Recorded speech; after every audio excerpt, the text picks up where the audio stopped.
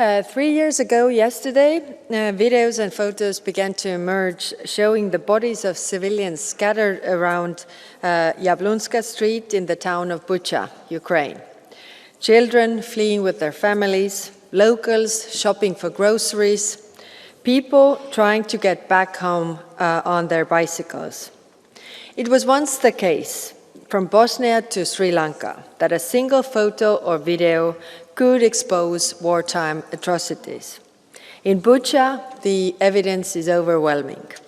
From photos to phone records and decoded call signs used by commanders of Russian radio channels, there is no denying it. Now, we know exactly who the perpetrators are. With the technology we have at our fingertips today, impunity for war crimes is frankly impossible, so long as we put the work in it. And that is what we must do, because the number of possible crimes committed in this war is simply beyond belief. The forcible transfer and deportation of Ukrainian children is one of the gravest crimes committed, an extreme violation of human rights. But the impact on children at home in Ukraine is also devastating. According to Save the Children, approximately 4 million school-aged children have experienced educational interruptions since the full-scale war began. Close to 4,000 education institutions have been damaged.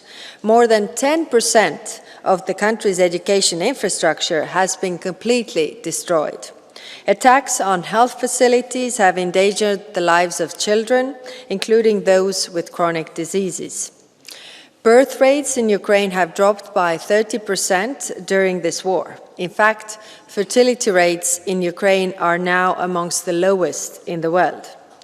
Russia is destroying Ukraine's present while denying the country its future.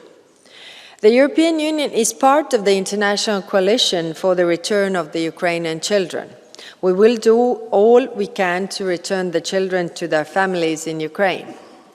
The EU has also imposed sanctions on more than 70 individuals responsible for the deportation and forced transfer of children, as well as the re-education and militarization of Ukrainian children.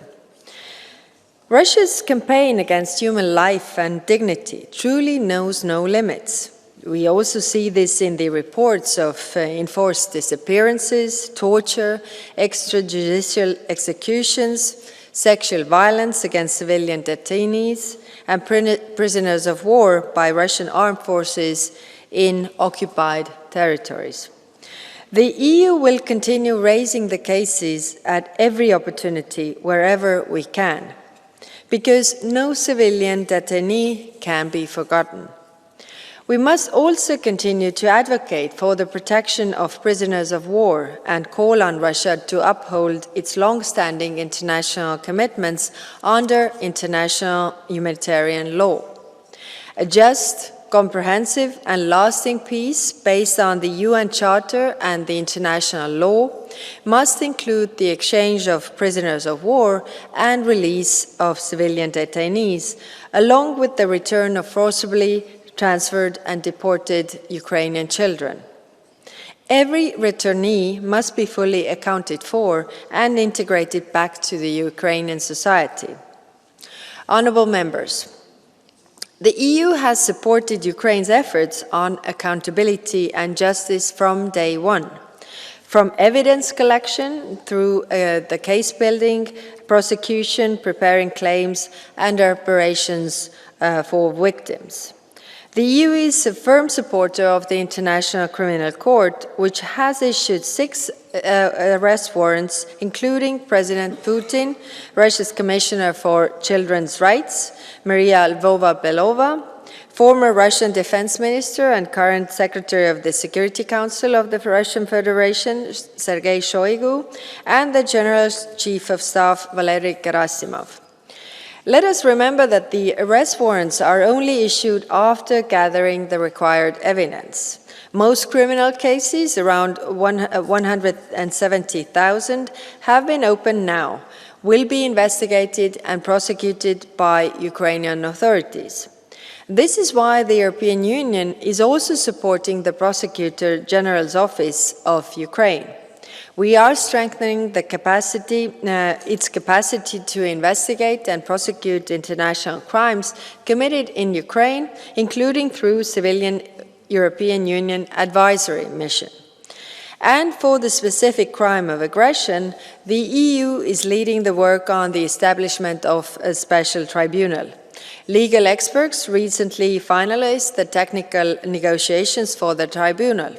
The Council of Europe will soon start the process for political consideration of the documents to establish the tribunal, including its draft statute. The EU also supports the Register of Damages, established under the auspices of the Council of Europe. And we are actively working with international partners to set up a claims commission. Honourable members, with every life destroyed in Russia's war against Ukraine, there is a family close by. A family that lives on it in pain, searching for a peace of mind.